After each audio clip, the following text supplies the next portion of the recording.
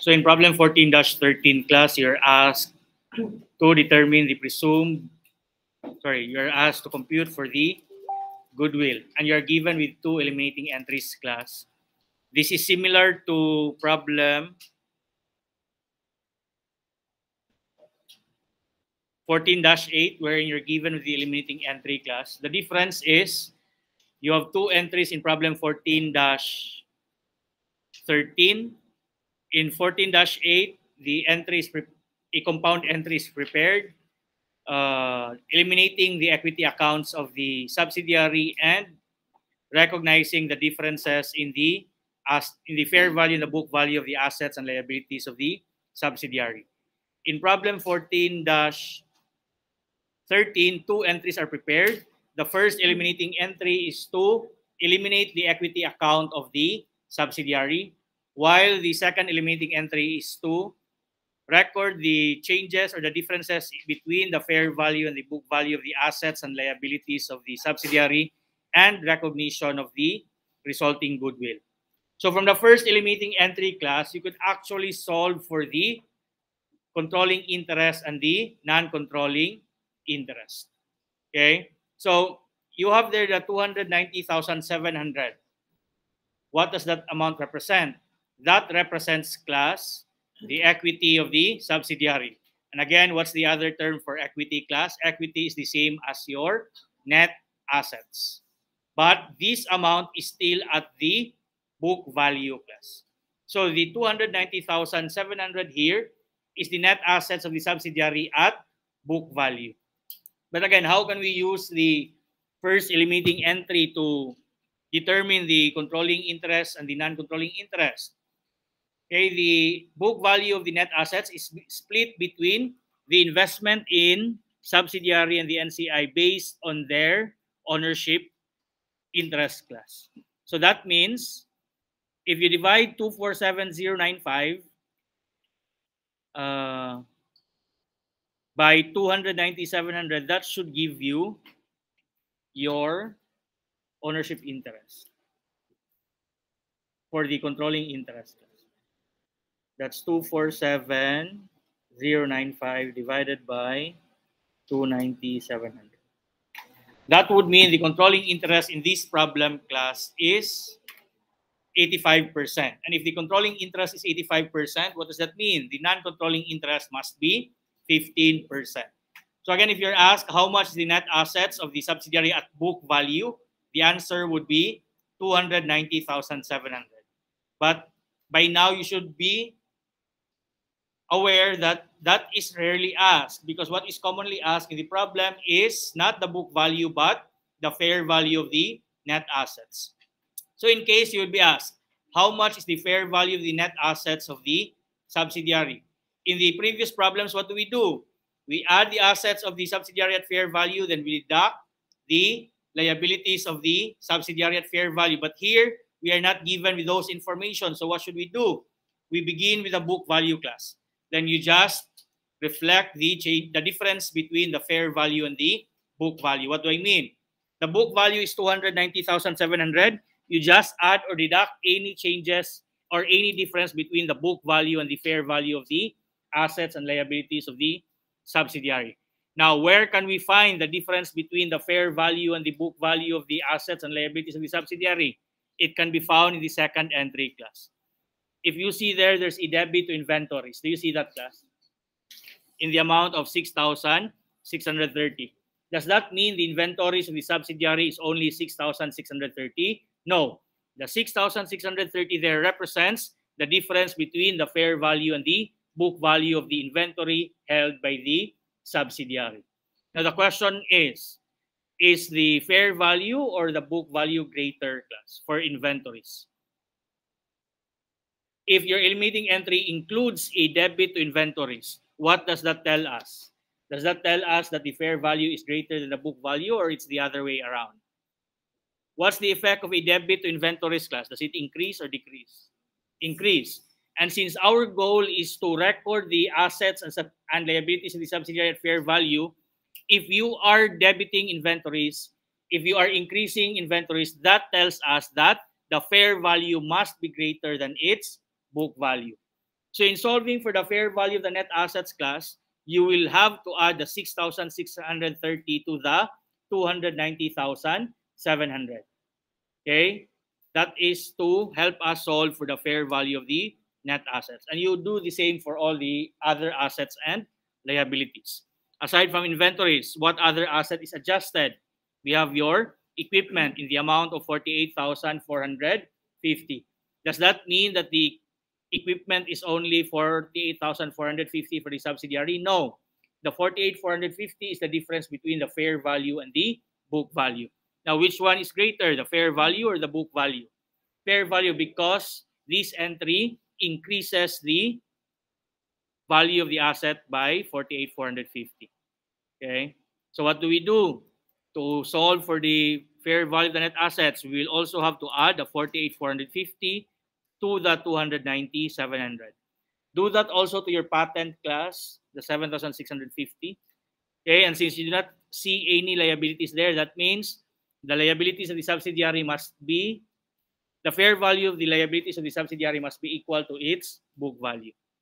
Okay, so to get then the fair value of the net assets, we start with 290,700, we add 6,630, add 48,450, and add 7,650. How much will that give you? 350, 430, 350, 430, 353, 430. And that will already be your fair value of net assets. Plus, in the limiting entries class, the assets will not always be debited. It's possible for the assets to be credited. It's possible for your liabilities to be debited. You credit the assets class if the book value is greater than the fair value, because you will be writing down the assets. Okay, the adjustments should be leading to the fair value of the net assets. Okay, here, since all the assets are being debited, that tells us that the fair values are greater than the book values. That is why in solving for the fair value of the net assets, we will be adding these adjustments to the book value. Okay, and that is why it's important for you to understand, class, what the 290,700 represents. Again, the 290,700 represents the net assets at book value. Okay, so we already have the fair value of the net assets. The other thing we need to solve for goodwill will be the consideration. Where can you find the consideration if it's not given in the problem class? You look at one account. And what account is that? You look at the investment in subsidiary. Because to record the payment of the consideration, what will be the entry of the parent? Debit, investment in subsidiary, and credit the consideration. Let's say, for example, cash. Okay, so whatever was the balance of the investment in subsidiary class, that would tell you the initial balance of the, that would tell you the consideration for the acquisition.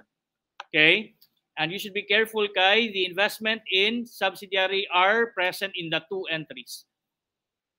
In the eliminating entries class, the investment in subsidiary is being credited because the objective of this entry is to eliminate the investment in subsidiary account.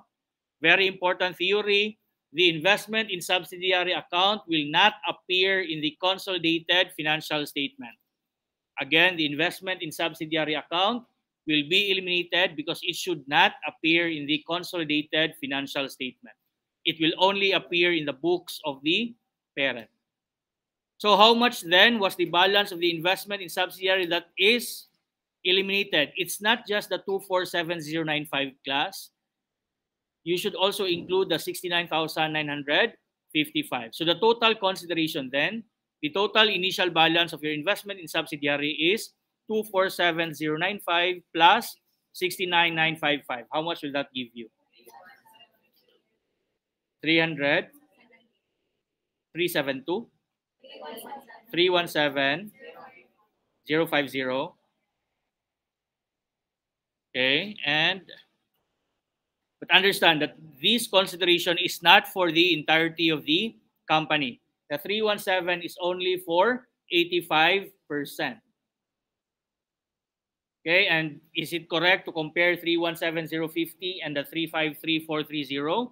No, because the 35340 is the fair value of the net assets for all the assets and liabilities. So what then do we need to do to the 317050 class? We need to gross it up to determine the value of the company as a whole. If 85% is worth 317050, how much then would the company as a whole be worth? What do we do? 317050 divided by 85%. Again, the 85% here is not given. So it's important that you know how we solve for the 85%. And that's the first thing we solve in this problem. So how much is 317050 divided by 85%? 373? Exact? And then you can now deduct the 353 for 30. But again, I do not want you to do that. I want you to complete the table class. Okay? If the value of the company as a whole is 373 and the value of 85% is 317050, how much then must be the value of 15%? 55,950. But we will have to check that the 55,950 is not lesser than the proportionate share of the NCI in the net assets of the subsidiary. So what do we do? Apportion the 353430 first to the controlling interest. How much is 85% of 353430? 300, 450. Now give me the 15% of 353,430. 4 04 014. 53,014. Let's round it up to 5.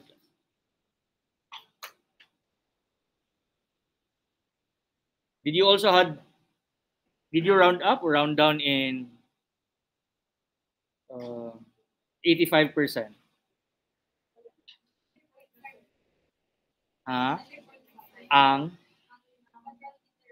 So this should be 416. Both of them will be 0.5. What's the rule here? I cannot remember. Is it possible to round up for both? Anyways, it will not matter. What is important is that the value assigned to your NCI is greater than the proportionate share of the non-controlling interest in the net assets of the subsidiary. Okay, so we can proceed in solving for goodwill, which is, how much is the difference between 373 and 353,430? 19,570, and it is in the choices, correct? Okay, but what if you will be asked to complete the entry class? Goodwill will be 19,570. How much then would be the second credit to your non-controlling interest? You can just balance out the entry or deduct 43,605 from 55,950. How much is 55,950 minus 43,605? 12,345. 12,345. So again, in this problem, if you will be asked to complete the eliminating entry, the credit to the second NCI would be, sorry, how much was it? 12,345. Okay.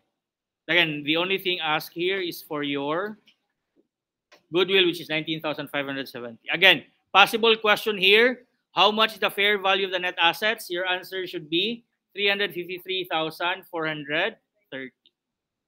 Let's proceed to problems 14-14 to 14-20.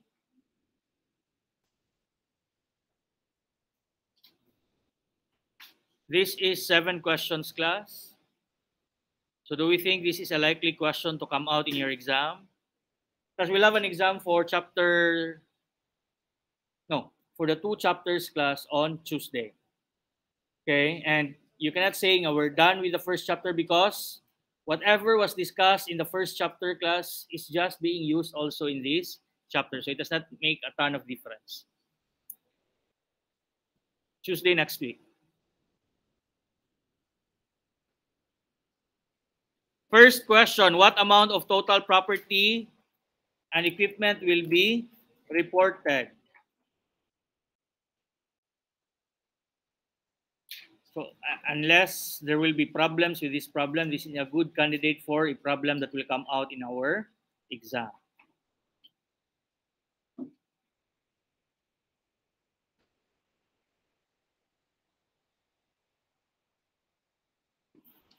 The question here is introduced as the amounts to be reported in the consolidated statement of financial position. Okay? So we are looking for the consolidated amounts. And we already know, class, that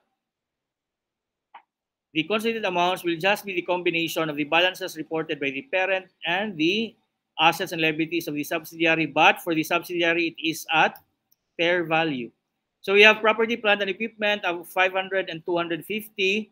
So ordinarily, we will not expect the answer to be 750 class. Okay, we know that the 250 here for the subsidiary is the book value. But of course, if the problem will not give you any information as to the fair value, we will end up using the 250. What does the problem tell us, class? Second sentence of the last paragraph, on that date, Sato Company's property and equipment had a fair value of 50,000 more than the book value. So the valuation that we will use will not be 250. It should also not be 50 because the 50 is not the fair value. I hope you understand that, class. The 50 is the difference between the fair value and the book value. And here it is the fair value that is greater. So how much then is the fair value, class? It is 300.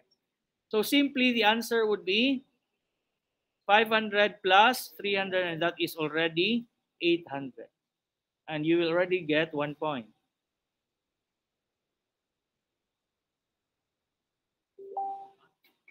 And that is why, class, it's unforgivable for you to get 0 in the examination. Even if you say the problems are shotgun, there are easy questions, man. And you could answer even if the others are wrong. Next question. What amount of goodwill will be reported? What are the two things we need? Consideration and the fair value of the net assets. The consideration here, as stated in the last paragraph, is 260,000. But we know that the 260,000 is only for 80%. We need to determine the value of the company as a whole. But before we proceed to that, I want you to solve first for the fair value of the net assets. You have cash and cash equivalent of 90. Inventory, is there any change in the inventory's fair value, class? No, only the property, plant, equipment. So this would be 90 plus 60 plus 300, that's 450. Please confirm, class. Next, deduct what? The liabilities. Do we have additional information for the liabilities? While its long-term liabilities had a market value of 150. Do we add or deduct the 150 to the 90,000? Do we add or deduct the 90 to the 150? Do we add or deduct the 150 to the 90? Neither. The 150 is already the market or fair value. Class, I hope you understand, class. Why did we need to add the 50? Because the 50 is the difference between the fair value and the book value. While the 150, we need to merely adapt because that is already the fair value. I hope you understand the difference in which these information are presented in the problem. Your understanding of the given is very crucial, class. So that means 450 minus 60 minus 150 would be our net assets. How much is 450 minus 210? That's 240. So if you're asked how much is the fair value of the net assets, your answer would be 240,000.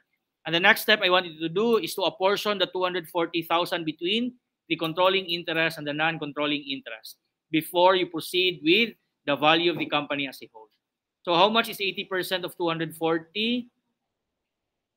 192. While 20% is 48. Next, let's now solve for the value of the company as a whole. What do we do? 260,000 divided by 80%. How much will that give you? 325. 325,000. So 325,000 minus 260 would give you 65,000. So is 65,000 acceptable as the value to be assigned to your NCI? Yes, because it is greater than the proportionate share of the NCI in the net assets of the subsidiary. So everything is in order. Value of the company as a whole is 325. Fair value of the net assets is 240.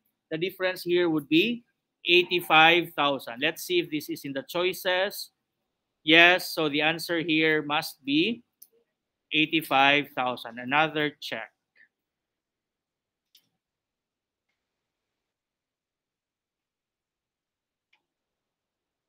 And guys, again, it's very easy to change one thing on this problem for everything to be different.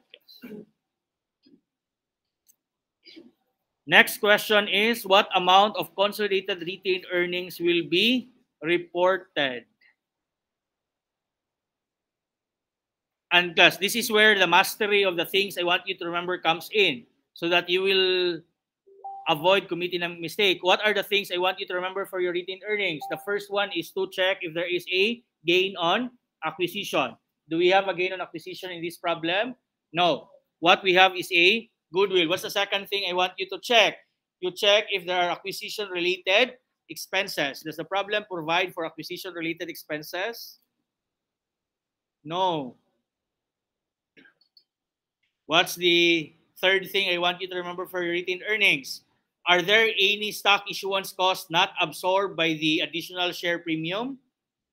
In the first place, what is the consideration? Is the consideration through the issuance of stocks?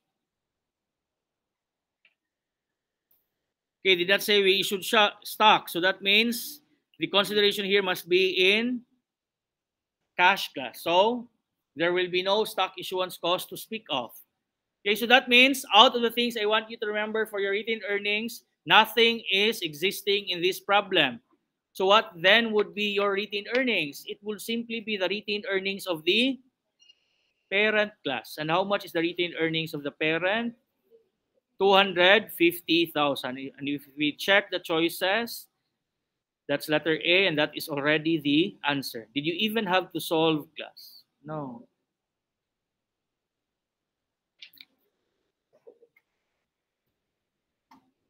What's the next question? What amount of total stockholders' equity will be reported? Total stockholders' equity will just be the equity of the parent, correct? But again, if you have a subsidiary of less than 100% ownership, what do I want you to remember? Do not forget to include the value of your NCI. And how much was the value of our NCI, class? 65. And if you look at the choices, class, you can see that the difference between A and B is 65,000. So you can even figure out that the answer must just be either between the two. And you know that the better answer here would be 615, because that would tell you that the 65,000 was added. So even without solving, I would guess that the answer here would be 65. Sorry, 615. Okay, but let's just try to check. Let's go back to the equity of the parent class. You have here common stock of 300. And then we already know that the retained earnings is 250. That will give you 550. But again, do not forget to include your NCI. So indeed, we are correct in our guess that the answer here would be 615,000. And that's it. Next. What amount of non-controlling interest will be reported? We already know the answer, and this is 65,000. And class, do you know why the problem asked total equity first before the NCI? Because they want you to get it wrong. They want you to get problem 17 wrong first. They want you to get problem 17 wrong. Okay, because if they ask problem 18 first, then there's no reason for you not to answer 615, class. It would be unforgivable for you to forget 65 when it was already asked first. Next would be, what amount of total liabilities will be reported? Liabilities, just the liabilities of the parent and the liabilities of the subsidiary at fair value. How much is the liabilities of the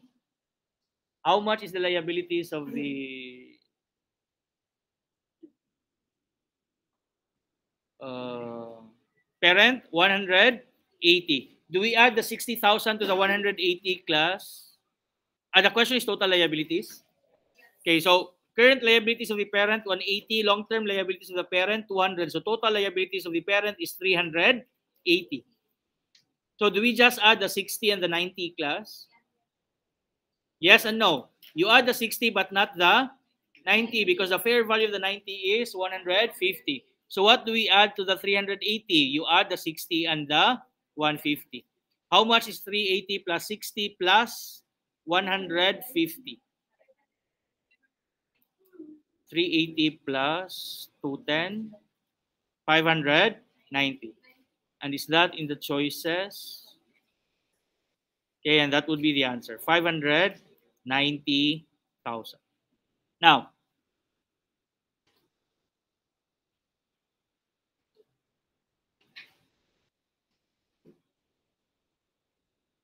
plus this is, the last question is to compute for total assets. And this is where it will be careless class. If you have not practiced a lot, it's possible for you to get it wrong, even if you remember everything I want you to remember. Okay? Because can you give me the total assets of the subsidiary at fair value? Cash is 90. Inventory was 110, correct? 90 plus 110 will give you plus 250. Is the 250 needs to be adjusted? No. So this would be 450. Am I correct? Yes, we solved this earlier. This is 450. Next, at what amount are you going to include the assets of the parent? You include it at book value, correct? How much is the book value of the assets of the subsidiary? Oh, sorry, of the parent? 930. So again, what's our step, class? Add the assets of the parent with the assets of the subsidiary at fair value, but do not forget to include the goodwill. How much was the resulting goodwill, class? 85,000. Now, if you're careless, this is what you would have done. You would have simply added 930 and 450. And how much will that give you? That's 1,380. 930 plus 450, 1,380. Is that in the choices? No. So you should not commit that mistake. What if you added the 85? 930 plus 450 plus 85. 1,465. Also not in the choices. So you get confused. I did not forget to include the goodwill. So what's wrong? There is something different with this problem compared to all the other problems we have solved, class. In the other problems we have solved, what balance sheet are given to you, class? What balance sheets are given to you? They are the balance sheets immediately before the combination. Okay? But this balance sheet that is given to you, class, do you get my point? Normally, it would say, the combination happened on December 31, 2017. And these are the balances on December 31, 2017. Normally, those balances are before the combination. Now, this December 31, 2017 balance sheet, class, is already after the acquisition. How do we know that this is already after the acquisition, class? Because when you look at the books of the parent, you already see the investment in subsidiary. So if you see the investment in subsidiary, class, that means this is the balances immediately after the combination already. Do you follow? So it's very important. Okay, so in this case, you should not forget to exclude. Again, what was the reminder before? Do not forget to include goodwill. This time, if what is given to you is the balance sheet immediately after the combination, do not forget to exclude the investment in subsidiary. Remember, in preparing the consolidated financial statement, you will have to eliminate the investment in subsidiary. Okay? So, The 930 should not be used, class. You should deduct the 260 or simply add the 70, 100, and 500. That will give you 670. So please add 670 plus 450. 11 and still not in the choices. Because if you answered 1120, what did we not include? Goodwill. And how much is the goodwill? 85.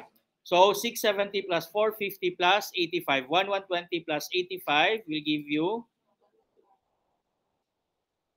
how much?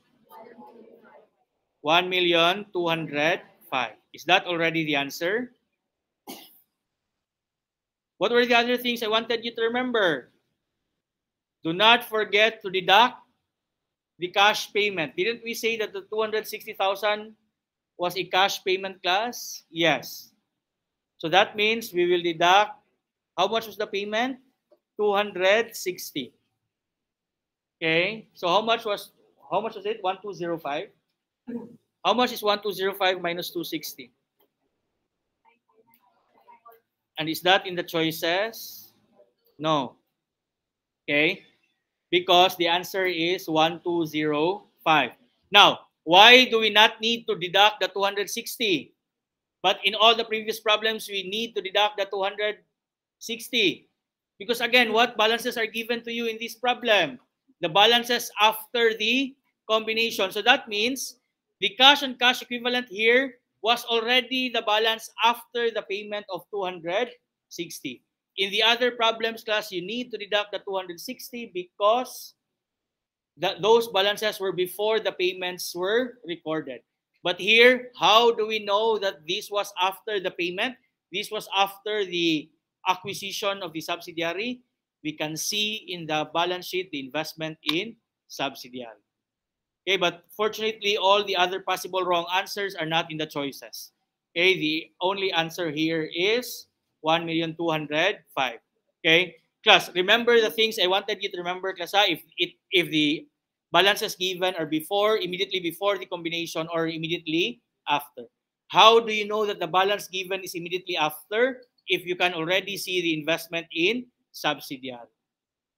Is that clear? If the problem does not specify, okay, if you can see the investment in the subsidiary, that means it is already after the payments and after the recognition of the acquisition. Okay, so to recap, the answers are for problem 14, was it 800? Then goodwill is 85. Retained earnings, simply that of the parent, 250. And then total stockholders' equity is 615. Equity of the parent from the plus the NCI. Please do not forget to add NCI. Because sometimes in the exam, I will not ask you to solve for the NCI. Because if you will be asked to solve for NCI, that would remind you to include it in solving for total equity. Will you be asked for total equity? Yes. Okay. If you will be asked to solve for NCI, you would remember. Okay. So that's why sometimes I will not ask for NCI anymore. But you should not forget, class. Why? In solving for goodwill, you would need the value assigned to the NCI, class. And by the way, when you're asked for total equity, class, it seems to be very challenging. Why? There are things you need to remember for your common stock. There are things you need to remember for your share premium. There are things you need to remember for your retained earnings. And you should not forget to include NCI. So there are a lot of things for you to solve for the consolidated equity. But if ever, class, there's one way for you to check. Based on the accounting equation, class, equity is equal to what? Equity is equal to assets minus liabilities. If the problem asks you for total assets, it also asks you for total liabilities. If your answer to these two are correct, class, you can immediately solve for the consolidated equity. Okay? Consolidated assets minus consolidated liabilities will already give you your consolidated equity. But again, why can you not rely on that one? Okay, even on the assets, there are a lot of things to remember for your cash and for your goodwill.